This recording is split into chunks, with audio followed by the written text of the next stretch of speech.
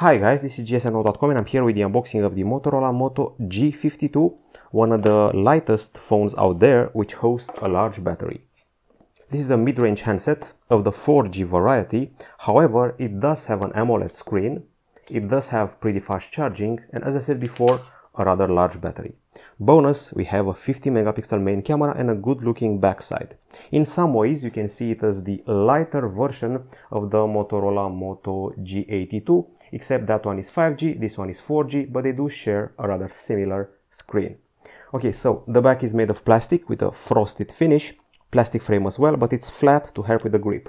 The device has already been set up, I'm firing it up right now, and in the meantime, let's see what's in the box. The price tag is around $300. We get a bundled case, which is transparent and flexible, with all the required cutouts. And in the box we can find the following: juridic and safety info, guide,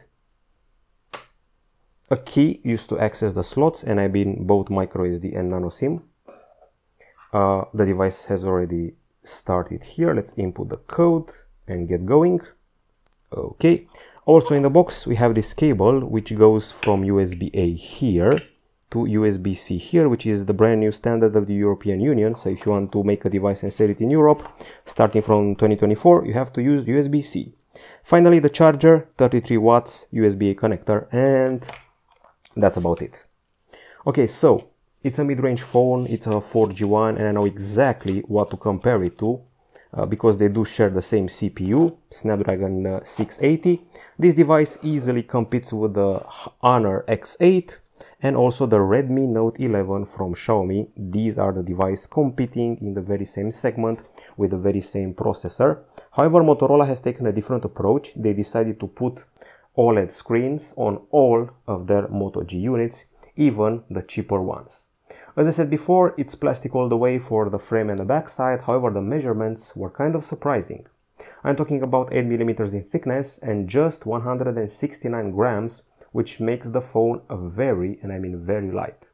It comes in hues like charcoal gray and a special porcelain white. There's also a water repellent coating on it and the trademark oval camera module, which is present on the Moto Gs and the Moto Gs of the current moment.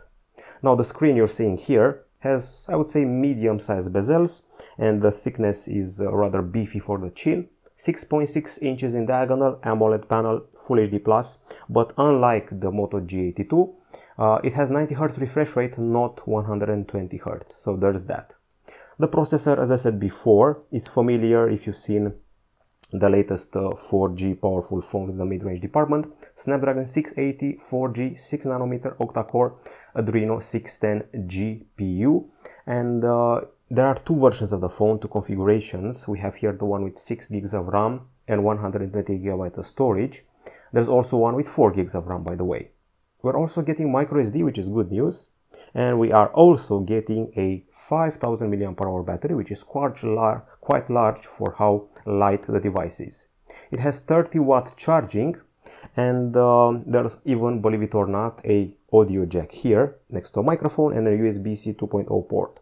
Stereo speakers also make the cut. This is one of them. Not sure if this one is a cutout for the other speaker or we're relying on the earpiece as usual, like we did on Motorola's, which had stereo setups before. Now, for the security, we have here in the fingerprints, in the power button, which is flat here, we have the fingerprint scanner. So this is the wrong finger to use it, and this is the right finger to use it. And the unlock is, I would say, mid-level speed.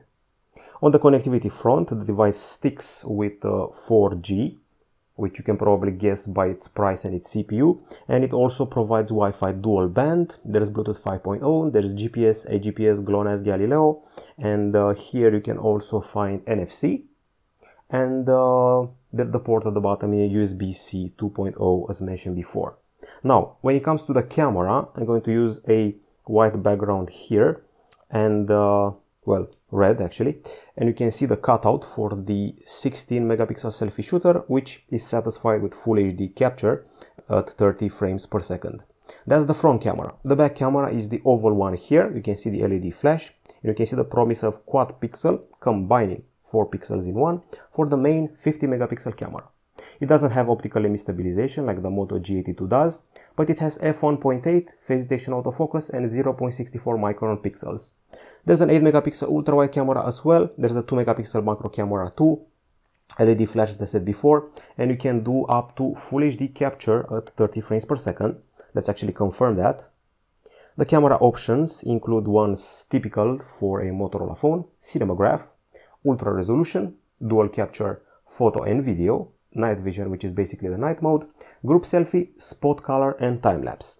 There's also a pro mode where you can tweak exposure, ISO, shutter, white balance, and focus. This is the portrait mode where you can tweak the bokeh effect, the blur effect. This is the photo department where you can switch from 1x, ultra wide, and macro. And this is the video section where you can only switch between, I would say, aspect, and that's about it. Plus we have slow motion as well. Okay, I think we're about done with the cameras. We can talk about the software freely. It's Android 12 in a pretty stock experience, no customization except for this application which Motorola pre-installs in order to get some customization here in the personalized department. You can play with the layout, fonts, colors, icon shapes, sounds, display size, font size, and system theme, and then there are other things to tweak. We have gestures, quite a few of them, aside from the swipe ones I'm using to get around. We also have a bunch of tips, useful to get to know Android 12. And we don't forget about the music. So if you go here, Dolby Atmos, you have your profiles, smart audio, music, movie, game, podcast, but they can also be tweaked with these extra settings for the graphic equalizer.